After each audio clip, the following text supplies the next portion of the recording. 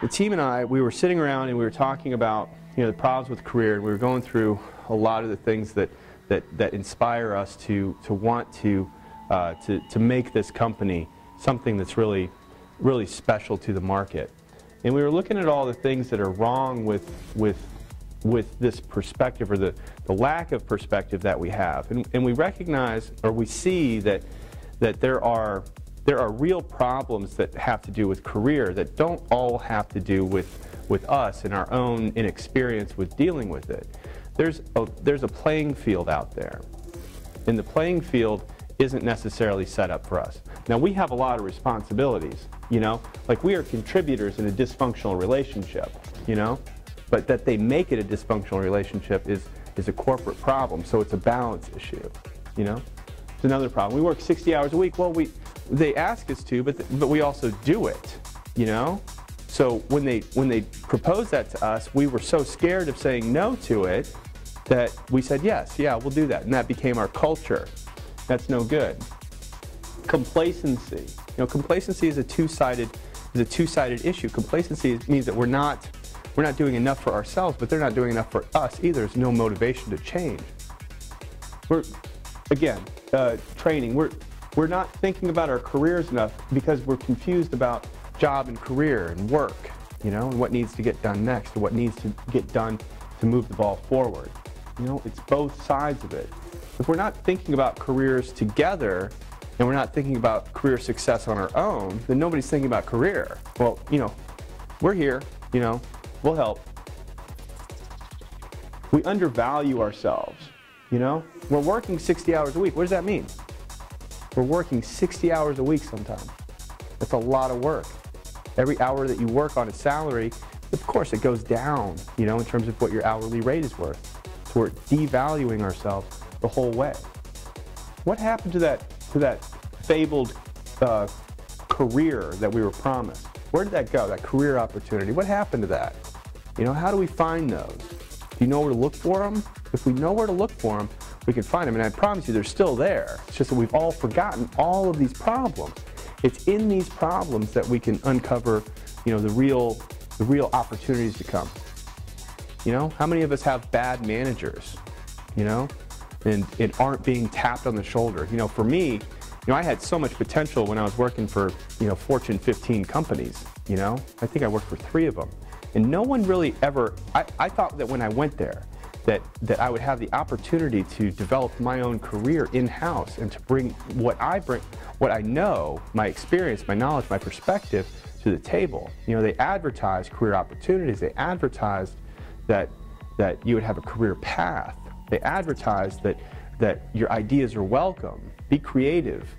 Bring your solutions in-house, and it just never landed. It would just go into a black hole, and nothing would ever happen. And it was very frustrating. Probably something of an experience that other people can relate to. And if you can, that's where we're coming from. That's the point of all this. There's tons of problems.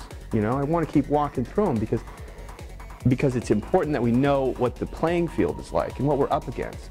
Okay, but also where the trend is as well. It's a difficult thing to imagine that it's not just today. But what is set in motion, the trends of these 100-year-old companies are leading the way, right? I mean, it makes sense. A 100-year-old company is out there showing how longevity is created. Okay, well, what are they doing, and what policies do they have? Are they demonstrating loyalty? No, disloyalty to the workforce is a problem. They over-invest in shareholder and not stakeholder equity. The workforce is the stakeholder. We're part of it. Our communities are part of that. We have to make sure that there's balance again. And career helps to solve that. When we start thinking long-term, now all of a sudden those short-term investments now have, all those short-term investments now have a cost, right? When we recognize that career is a long-term investment that's being undermined from us, by someone else's decisions, And leveraging that giant loophole. It looks like these corporations, this kind of gets into that, Occupy movement and whatnot, but these corporations, have a responsibility not just to their workforce, but to the communities that they come from in our overall economy as well. If the reinvestment of their profit dollars isn't coming back into the community like a normal ecosystem, a balanced ecosystem, then those dollars are being used to create something different, something that's not helpful for all of us. And we need all the help we can get. So a gentle nudge and a reminder that says we're all responsible for the world that we live in, and we're going to be for the next 100 years or 500 years or however long we're lucky enough to be on this planet. A long time. So the point is that you can't shuck your responsibilities just because you're profitable. You have to reinvest. You have to be willing to do that.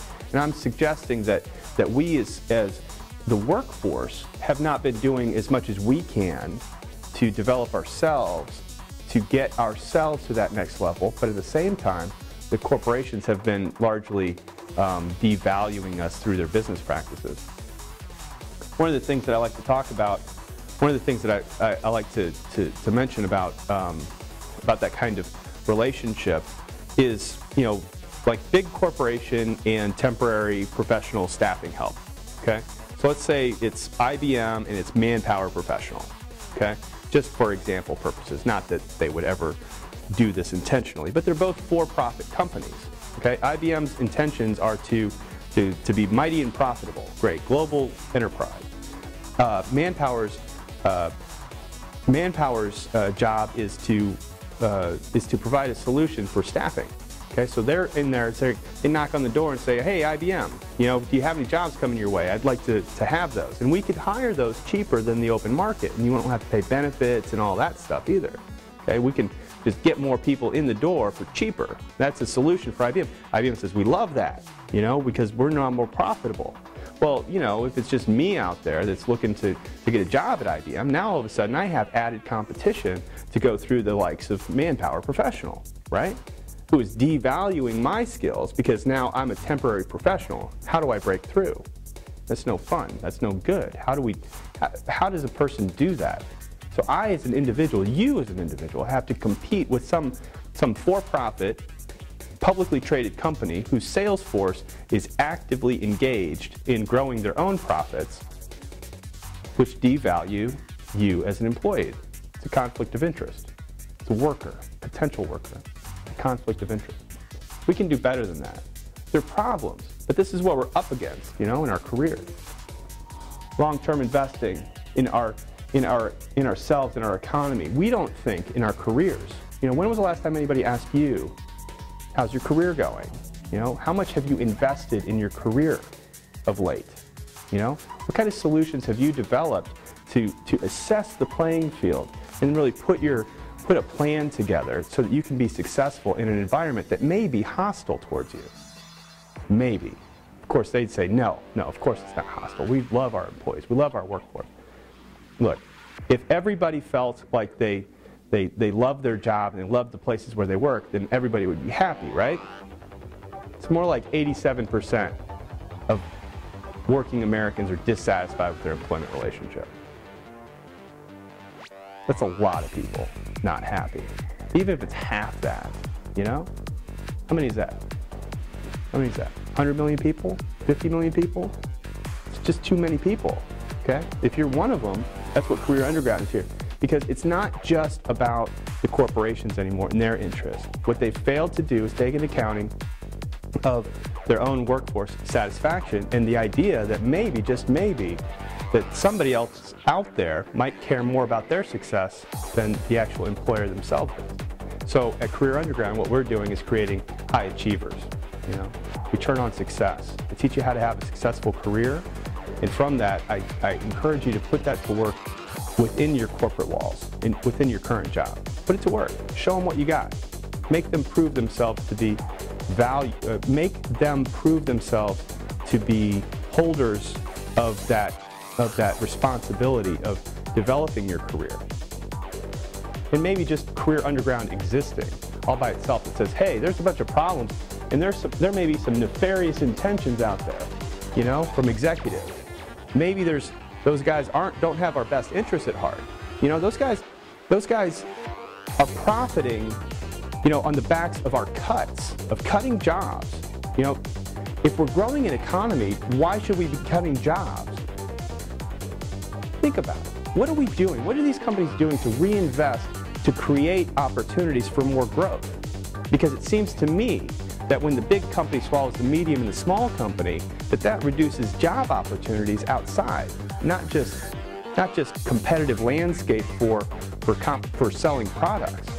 But if that big company, which has all the resources anyway, could and would just reinvest in competing with said smaller company, then we have two new sources of career paths. And that big company may not get out of hand because that smaller company would actually be able to grow and flourish and partner, even compete with that big company. Okay? So when we devalue our workforce, and it seems to me that there are a lot of cards that have been played that deal against the individual. When that is happening under our noses, then it's time for something to change. Now we cannot change, you know, big corporate greed and, you know, all that stuff. But we can change the culture of the company, one person at a time. One person. All I want to do is help one person, maybe it's you, have a successful career. I know it sounds a little cliche and everything, but seriously, I know how to do this. All of these are opportunities, and if you recognize that these problems are opportunities, okay, then we have a foothold to build upon for our careers. Okay, really pull yourself up, okay, and you can make something with it, and you can show a path for others to follow as well.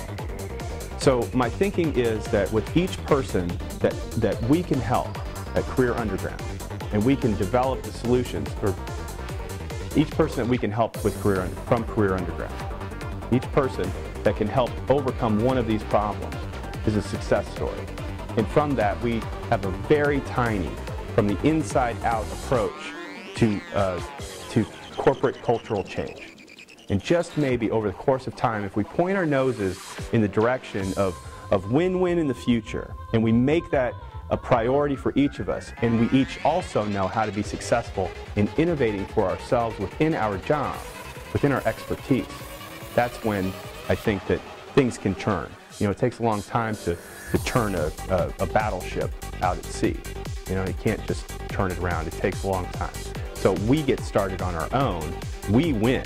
You know, we the individuals. If I can teach you how to have a successful career, which I can and will, if I can teach you that, then the culture of the company may just turn just a little bit faster for us. And over time, things may improve. And some of these problems may disappear. Or if they don't, then at least we know where those problems really are. And where those problems really are, what we really need to do to fix those, because they'll stand out a lot clearer, you know, in time. So our priority is to fix ourselves first. Have a successful career.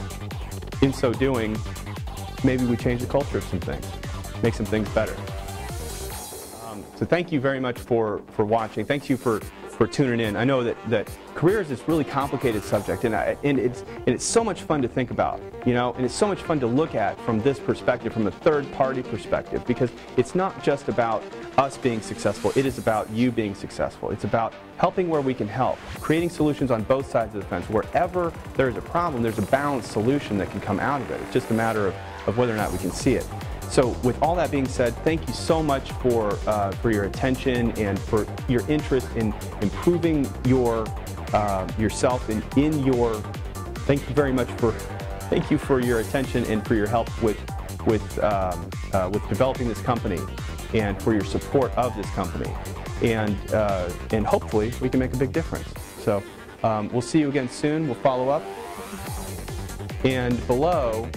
If you would, please leave your questions and comments and your experience about whether or not these problems with career are real. You know, are they your experiences? What are they? What questions, problems, challenges do you have? And then after that, we'll see you on the other side. Thanks a lot.